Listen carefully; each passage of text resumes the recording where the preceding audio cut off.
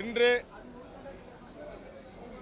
தமிழக சட்டப்பேரவையில் மும்மொழி கொள்கை அமுல்படுத்தினால்தான் தமிழ்நாடு அரசுக்கு தர வேண்டிய நிதியை ஒன்றிய அரசு தரும் என்று ஆணவத்தோடு அகங்காரத்தோடு அறிவித்திருந்த ஒன்றிய அமைச்சருக்கு பதில் தருகின்ற வகையில்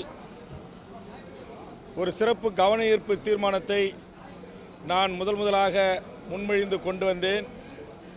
அந்த தீர்மானத்தில் இன்றைக்கி தமிழ்நாட்டில் இருக்கிற சட்டப்பேரவையில் இடம்பெற்றிருக்கிற அத்துணை அரசியல் கட்சி தலைவர்களும் ஏகமனதாக ஒன்று கூடி எமது உயிரை விட மேலான தாய்மொழி தமிழை எந்த சூழலிலும் நாங்கள் விட்டுத்தர மாட்டோம் என்று உறுதியேற்று பேரறிஞர் அண்ணா அவர்கள் முன்மொழிந்த இருமொழி கொள்கையை வலியுறுத்தி அனைத்து சட்டமன்ற கட்சி தலைவர்களும் தமிழ்நாடு அரசு எடுக்கின்ற நடவடிக்கைகளுக்கு துணை நிற்போம் என்கிற அளவில் தெரிவித்திருக்கிறார்கள்.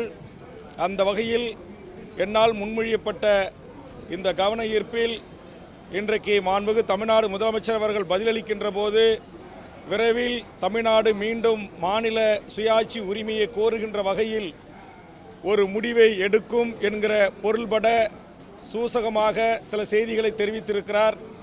அதற்கான ஒரு தீர்மானத்தை இந்த பேரவை விரைவில் நிறைவேற்றும் என்கிற வகையில் தெரிவித்திருக்கிறார். ஆக இன்றைக்கு தமிழ்நாட்டில் அலுவல் மொழியாக தமிழ் பல இடங்களில் இல்லை. குறிப்பாக ஒன்றிய அரசு அலுவலகங்களில், விமான நிலையங்களில், விமான அறிவிப்புகளில் இல்லை. இலங்கை, மலேசியா, சிங்கப்பூர் போன்ற நாடுகளிலே தமிழ் ஆட்சி மொழியாக இருக்கிறது. தமிழ் அங்கு விமானங்களிலே அறிவிப்பாக இடம்பெறுகிறது. ஆனால் இந்தியாவில் இருக்கிற தமிழ்நாட்டில் நம்முடைய மாநிலத்தில் இருக்கிற வங்கி சலான்களிலே தமிழ் இல்லை. வங்கி அந்த ரெசிப்ட் என்று சொல்லக்கூடிய ரசீதுகளிலே. அதுபோன்று இங்கு இருக்கிற ஏடிஎம் மிஷின்களில் இருந்த தமிழ் தூக்கப்பட்டிருக்கிறது. அதுபோன்று தமிழ்நாட்டில் இருக்கிற அஞ்சல் துறையில் இருந்த தமிழ் தூக்கப்பட்டிருக்கிறது. இதுபோன்று எழுத்து தேர்வுகளிலே தமிழ் தூக்கப்பட்டிருக்கிறது. ஒன்றிய அரசு நடத்துகிற எல்லா தேர்வுகளிலும் கட்டாயம் இந்தி, ஆங்கிலம் இரண்டே இருக்கிறது. ஆக எங்கள் தமிழ்நாட்டு மாணவர்கள் எப்படி ஒன்றிய அரசு நடத்துகிற தேர்வுகளிலே தேர்வு எழுதி அவர்கள் அந்த இடத்தை கைப்பற்றுவதற்கான வாய்ப்புகள் உருவாகும். ஆதலால் ஒன்றிய அரசு செய்கிற அடாவடி, அநியாய, அக்கிரம, அட்டூழியங்களுக்கு முடிவு கட்டுகின்ற வகையில் மாண்புமிகு முதலமைச்சர் அவர்கள் கொண்டு வருகின்ற அந்த தீர்மானம் அமைய வேண்டும் என்கிற வேண்டுகோளையும் இந்த நேரத்திலே நான் முன்வைக்கிறேன். ஆக தமிழ்நாட்டின் உரிமைகளுக்காக, தமிழ் மொழியின் வளர்ச்சிக்காக மாண்புமிகு முதலமைச்சர் எடுக்கின்ற நடவடிக்கைகளுக்கு தமிழக வாழ்வுரிமை கட்சி இன்று காலை தமிழக சட்டப்பேரவையில் தனது ஆதரவை தெரிவித்திருக்கிறது. மேலும் நான் கடந்த வாரம் சட்டப்பேரவையில் ஒரு கருத்தை எடுத்து வைத்தேன். தமிழ் வழியில் படித்தவர்களுக்கு நேரடி காவல் உதவி ஆய்வாளர் பணியில் கடந்த 10 ஆண்டுகளுக்கு மேலாக பணி வழங்கப்படவில்லை. அதை பாதிக்கப்பட்ட மாணவர்கள் அல்லது இளைஞர்கள், குறிப்பாக விக்னேஸ்வரன் உள்ளிட்ட தோழர்கள் என்னை தம்பிமார்கள் சந்தித்து இப்படி ஒரு பாதிப்பு எங்களுக்கு ஏற்பட்டிருக்கிறது என்று தெரிவித்த அடிப்படையில் மதுரை உயர்நீதிமன்றத்தில் நான் வழக்கு தொடுத்து எமது வழக்கறிஞர், மூத்த வழக்கறிஞர் அஜ்மல் கான் அவர்கள் மூலமாக அன்றைக்கு வழக்கை விசாரித்த நீதியரசர் கிருபாகரன் அவர்களும் நீதியரசர் புகழேந்தி அவர்களும் தமிழ்நாட்டில் தமிழ் வழியில் படித்துவிட்டு லண்டனில் வேலை கேட்போம் என்கிற கமெண்ட்ஸை பாஸ் செய்தார்கள். அதற்கு பிறகு அவருடைய பெஞ்சு மாற்றப்பட்ட பிறகு தற்போது உச்சநீதிமன்றத்தின் நீதிபதியாக இருக்கிற எம்என் சுந்தரேஷ் அவர்களும் ஜஸ்டிஸ் ஆனந்தி நீதியரசர் அவர்களும் சேர்ந்து அதற்கு தீர்வு ஏற்படுத்துவது போல் தமிழ்நாடு அரசு சீருடை பணியாளர் தேர்வு வாரியத்தில் நேரடி உதவி ஆய்வாளர் பணிக்கு தமிழ் வழியில் படித்த 20% இடஒதுக்கீட்டை அமுல்படுத்தாத இருந்ததை சுட்டிக்காட்டி தட்டி கேட்டு தமிழ்நாட்டுடைய அட்வொகேட் ஜெனரல் அவர்களை மதுரைக்கு வரவைத்து தமிழ்நாடு சீருடை பணியாளர் தேர்வு வாரியத்தின் தலைவர் டிஜிபி அவர்களையும் வரவைத்து இனி கட்டாயம் நீங்கள் இந்த 20% தமிழ் வழியில் படித்தவர்களுக்கு நேரடி உதவி ஆய்வாளர் பணியில் வழங்க வேண்டும் என்று உத்தரவு பிறப்பித்த அந்த உத்தரவு நகலை இன்றைக்கு பத்திரிகை ஊடக நண்பர்களுக்கு நான் காமிக்கிறேன். இந்த நகலை நேற்றைய தினம் நம்முடைய பேரவைத் தலைவர் அவர்களை சந்தித்தோம், பேரவை செயலாளர் அவர்களையும் சந்தித்தோம். இப்படி உண்மை என்னுடைய முயற்சியால் இருக்கின்ற போது பிரதான எதிர்க்கட்சியினுடைய துணைத் தலைவர் அவர்கள் வேல்முருகன் சொல்கின்றது உண்மைக்கு மாறான பொய்யான செய்தி என்று பேரவைத் தலைவருக்கு எடுத்து வைத்து பேரவைத் தலைவர் அதை ஆய்ந்து அறியாமல் என் தரப்பு நியாயத்தை கேட்காமல் அவை குறிப்பிலிருந்து நீக்கி உத்தரவிட்டார்கள். நான் இன்றைக்கு உச்சநீதிமன்ற நீதியரசராக இருந்த நீதியரசர் அவர்கள் பிறப்பித்த இந்த உத்தரவு நகலோடு நான் சொன்ன அந்த கருத்து பேரவையில் இடம்பெற வேண்டும் என்று மாண்புமிகு பேரவைத் தலைவர் அவர்களின் கைகளில் ஒப்படைத்திருக்கிறேன். வேல்முருகனாகிய நான் எப்போதும் உண்மைக்கு மாறான செய்தியோ பேரவையில் பொய் என்ற வார்த்தை வரக்கூடாது என்று சொல்வார்கள். அதையும் கூட கடைபிடித்து நான் மரபுகளையும் விதிகளையும் அவையின் மாண்புகளையும் கடைபிடித்து பேசுகிற ஒருவனை ஒரு கூச்சல் குழப்பத்தின் ஊடாக முதலமைச்சர் அவர்களுக்கும் தவறான தகவலை தந்து முதலமைச்சர் அவர்களே வாயால் வரக்கூடாத ஒரு வார்த்தையை என்னை பற்றி குறிப்பிட்டார்கள். அது எனக்கு மிகப்பெரிய மனவேதனையும் மன வருத்தத்தையும் அளித்தது. அதற்கு மருந்து இடுவது போல் நேற்று முதலமைச்சர் அவர்கள் என்னை அழைத்து நான் உங்களை ஒன்றும் தவறாக பேசவில்லை என்று சொல்லிவிட்டு நீங்கள் என்னிடத்தில் வைத்த கோரிக்கையான பண்ருட்டி தொகுதிக்கு தடுப்பணைகள் ரூபாய் 63 கோடி ரூபாயில் அமைத்து தரப்படும் என்று அறிவித்து அதை மாண்புமிகு நீர்ப்பாசனத்துறை அமைச்சர் மூலமாக அறிவிக்க செய்திருக்கிறேன், மகிழ்ச்சியா என்று என்னை அழைத்து கேட்டார். அதற்காக மாண்புமிகு முதலமைச்சர் அவர்களுக்கு இந்த நேரத்திலே நன்றியை நான் தெரிவித்துக் கொள்கிறேன். மாண்புமிகு முதலமைச்சர் அவர்களுக்கும் பேரவைத் தலைவர் அவர்களுக்கும் இந்த நேரத்தில் நான் வைக்கிற வேண்டுகோள், உண்மை இவ்வாறு இருக்கின்ற போது பிரதான எதிர்க்கட்சி உறுப்பினர்கள் ஒட்டுமொத்தமாக எழுந்து கூச்சல் குழப்பம் இட்டார்கள் என்பதற்காக நான் போராடி பெற்றுத்தந்த வரலாற்று சிறப்புமிக்க இந்த தீர்ப்பை ஏற்றுக்கொண்டு பேரவையில் என் கருத்தை முழுவதுமாக பதிவு செய்ய வேண்டும் என்கிற வேண்டுகோளை முன்வைக்கிறேன். மும்மொழி கொள்கை தொடர்பாக பேசும்பொழுது ஏற்கனவே வலியுறுத்தியிருந்தீங்க, தெலுங்கானாவில் இருப்பது போல இங்கே அனைத்து பள்ளிக்கூடங்களிலும் தமிழ் கட்டாயம். அது குறித்து முதலமைச்சர் வலியுறுத்தி பேசவும் இல்லை. அதே நேரத்தில் நீங்கள் சட்டசபையில் பேசும்பொழுது அந்த ஆடியோவும் வீடியோவும் கட் பண்ணிட்டாங்க. மீது எல்லாருடைய ஆடியோ வீடியோவும் மும்மொழி கொள்கை தொடர்பாக வெளியே கொடுக்கப்பட்டுச்சு. அதை எப்படி பார்க்குறீங்க இந்த இரண்டு விடயத்தையும்? இதுவும் எனக்கு மிகப்பெரிய வருத்தத்தை ஏற்படுகிறது. நான் பேசுகிற பேச்சு தமிழக சட்டமன்ற பதிவேடுகளில் பதிவாகிறது. அதனுடைய பேச்சினுடைய நகல் என் கைகளுக்கு தரப்படுகின்ற போது சில முக்கியமான பேச்சுகள், இடம்பெற்ற பேச்சுகள், அவை குறிப்பில் நீக்கப்படாத பேச்சுகள் வெட்டி துண்டாக எடுத்து விடுகிறார்கள். ஏன் என்று எனக்கு தெரியவில்லை. என்னுடைய வீடியோ ஆடியோவுடன் கூடிய அந்த பேச்சு முழுவதுமாக பத்திரிகை ஊடகங்களுக்கும் தருவதில்லை, எனக்கும் தருவதில்லை. இது சட்டமன்ற மாண்புக்கு ஏற்புடையதல்ல. இதை நாளை மாண்புமிகு முதலமைச்சர் அவருடைய கவனத்திற்கு நாளையோ நாளை மறுநாளோ நேரடியாக சென்று சொல்ல இருக்கிறேன். பேரவைத் தலைவரிடம் ஏற்கனவே நான் பலமுறை வலியுறுத்தியிருக்கிறேன்.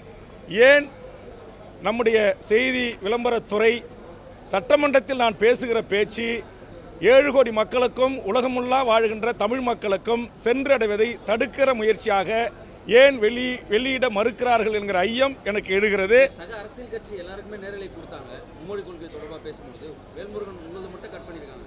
என்னவா இருக்கும் நினைக்கிறேன்? நான் பேரவை உள்ளே இருந்தேன். என்னுடைய பேச்சை மட்டும் நேரலையில் தொடர்ச்சியாக அது துண்டிக்கப்படுகின்ற என்கிற செய்தியை உங்களை போன்ற பத்திரிகை ஊடக நண்பர்கள் சொல்லித்தான் எனக்கு தெரிய வருகிறது. காரணம், நான் உள்ளே அவையில் அமர்ந்து பேசுகின்ற போது அது படம் பிடிக்கப்படுகிறது. ஏன் நேரடியாக மற்ற தொலைக்காட்சிகளுக்கு அந்த லிங்க் தரப்படவில்லை என்பதை நான் அறிவேன். தமிழ் கட்டாயமா எல்லா பள்ளிக்கூடங்களையும் வரணும்னு நீங்க வலியுறுத்திக்கிட்டே இருக்கீங்க, தெலுங்கானா மாதிரி.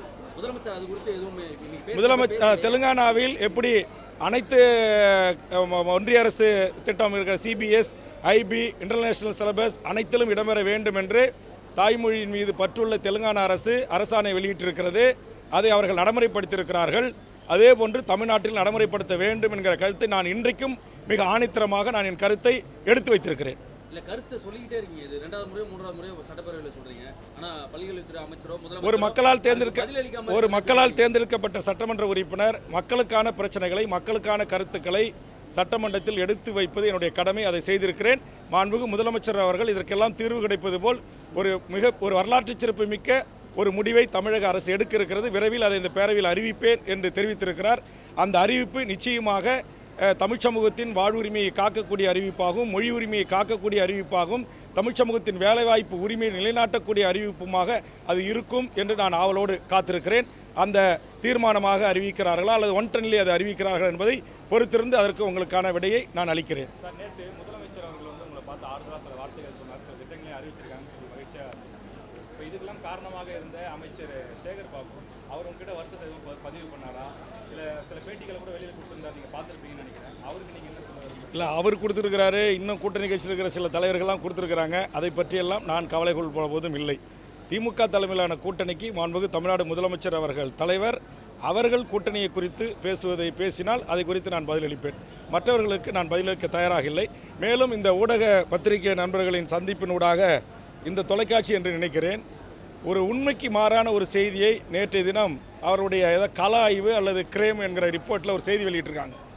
எனக்கு தென்காசி மாவட்டத்தில் பெரிய ரிசார்ட்ஸ் இருப்பதாகவும் நீச்சல் குளம் இருப்பதாகவும் அதை அரசு என்னை மிரட்டுறதுக்காக, தமிழ்நாடு அரசு என்னை பணி வைக்கிறதுக்காக அதையெல்லாம் தோண்டி தொலங்கி கையில் எடுத்திருப்பதாக சொல்கிறாங்க. நான் திரும்பவும் அறுதிட்டு உறுதியாக சொல்லுகிறேன், என் தமிழ்நாட்டின் உரிமைக்காக, தமிழ் மொழியின் உரிமைக்காக நினைவு தெரிந்த காலத்திலிருந்து ஆயுத போராட்ட குழுக்களோடு களமாடிய ஒருவன், தமிழீழ தேசிய தலைவர் பிரபாகரனை தலைவராக ஏற்றுக்கொண்டு பயணித்த ஒருவன், தமிழ்நாட்டில் எங்கும் எந்த இடத்திலும் என் பெயரில் சொத்துக்களும் இல்லை, பங்களாக்களும் இல்லை, நீச்சல் குளங்களும் இல்லை. ஆதலால் ஒரே ஒரு வீடு, அதுவும் என் மனைவி பெயரில் இருந்தது. அவருக்கும் எனக்குமான பரஸ்பர சேர்ந்து வாழ்வதற்கான சூழல் இல்லாத காரணத்தினால் அந்த வீட்டு சம்பந்தமான உரிமை பத்திரம் கூட அவரிடத்தில் இருக்கிறது. அதை என்னுடைய முன்னோர்கள், என் சகோதரர்கள் கொடுத்த அந்த நிதியிலிருந்து வாங்கிய அந்த வீடு, அது வழக்கு நீதிமன்றத்தில் இருக்கிறது. இப்படி இருக்கின்ற போது எனக்கு பாரம்பரியமாக எங்களுடைய குடும்ப சொத்து நூற்றுக்கணக்கான ஏக்கர் இருக்குது, மறுக்கலை. ஆனால் தேவையில்லாமல் இங்கே நண்பர் கேட்டது போல் இந்த சட்டமன்றத்தில் ஒருவன் ஆணித்தரமாக ஆழமாக, முதலமைச்சர் சொன்னது போல் ஆணித்தரமாக ஆழமாக நல்ல கருத்துக்களை, நல்ல செய்திகளை வேல்முருகன் பேசுவார் என்று நேற்று முன்தினம் சொன்னார் அல்லவா, அதுபோன்று பேசுவதை பிடிக்காத சில கவர் பத்திரிகையாளர்கள் யூடியூப் சேனல்களில் உட்காந்துக்கிட்டு என்னை பற்றி அவதூறாக பேசுகிறாங்க. ஒருத்தர் பேசுகிறாரு, சென்னையில் ரயில் எஸ்டேட்டில் வேல்முருகன் தான் கொடி கட்டி பறக்கிறாராம். சென்னையில் முன்னாள் அமைச்சர் SSR இருக்கிறார், அவருடைய வீடு என் பேரில் தான் இருக்குதான். நான் இங்கே தலைமைச் செயலகத்தில் இருக்கிற இத்தனை பத்திரிகை ஊடக நண்பர்களிட சவால் விடுறேன். அவர் ஒரு தமிழ்நாட்டுடைய முன்னணி வாரதனுடைய பெயரை முன்னாடி வைத்துக்கிட்டு போய் யூடியூப்பில் கவர் வாங்கிட்டு பேசுகிறாரு. வேல்முருகன் யாருக்கிட்டே அப்படி கவர் வாங்கி பேசுகிற பழக்கம் இல்லை. உண்மைக்கு மாறான தவறான தகவல்களை பொதுமக்களிடத்திலே நீங்கள் ஒரு குழப்பத்தை விளைவிப்பதற்கு தொடர்ச்சியாக ஒரு சில பெய்டு பத்திரிகையாளர்கள் செய்கிறாங்க. ஒரு சில அவர்களை பத்திரிகையாளர் கூட சொல்ல மாட்டேன், பத்திரிகையாளர்கள் என்ற போர்வையில் செய்யக்கூடியவர்களுடைய அந்த நடவடிக்கை நான் வன்மையாக கண்டிக்கிறேன். இது போன்றவர்களுக்கு எங்கள் உயர்நீதிமன்றத்தினுடைய மூத்த வழக்கறிஞர் மூலமாக நோட்டீஸ் சர்வே செய்திருக்கிறேன். கண்டிப்பாக பதில் சொல்லணும். ஒரு தமிழ்நாட்டில் ஒரு போராளி இயக்கத்திலிருந்து அரசியல் இயக்கத்துக்கு சமரசமற்று இன்றைக்கு 40 ஆண்டு காலத்திற்கு மேலாக அரசியல் களத்தில் நிற்கிறேன். இதுவரையிலும் என் பொது வாழ்வியில் எவரிடத்திலும் எங்கும் போய் நின்று எந்த சட்டத்திற்கு புறம்பான தொழிலை செய்து சட்டத்திற்கு புறம்பான நிலங்களையோ வீடுகளையோ ரயில் எஸ்டேட்டுகளையோ வணிகங்களை செய்யவில்லை. மணல் குவாரிகளை அரசுரிமை ஆக்கியிருக்கிறேன், லாட்டரியை ஒழித்திருக்கிறேன். இது போன்ற காரணங்களுக்காக எனக்கு கொலை முயற்சி இருக்கிறது. தற்போது நீலகிரி மாவட்டத்தில் 80,000 ஏக்கர் அரசுக்கு சொந்தமான நிலத்தை மீட்பதற்கு ஒற்றை ஆளாக நின்று போராடி கொண்டிருக்கிறேன்.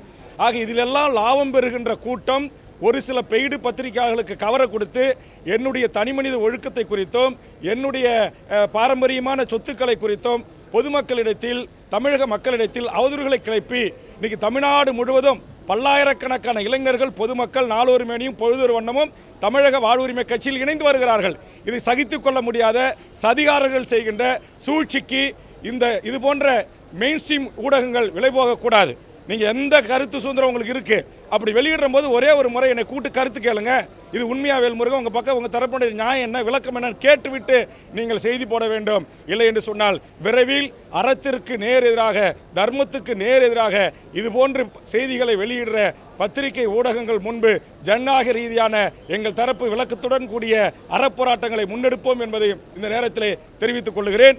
அது தமிழருக்கான பிரச்சனை. ஏற்கனவே ஒரு தடவை இங்கே உங்களை சந்தித்து சொல்லியிருக்கேன்.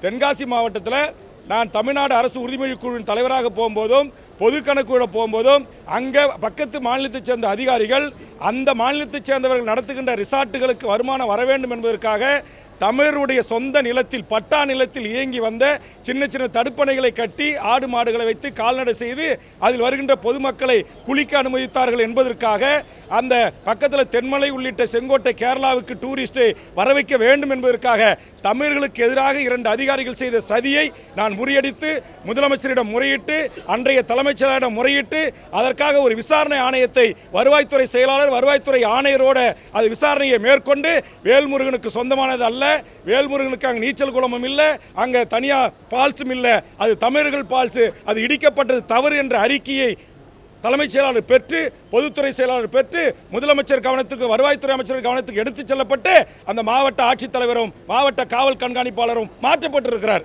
ஆக இந்த உண்மையை ஏன் பேச மறக்கிறீங்க?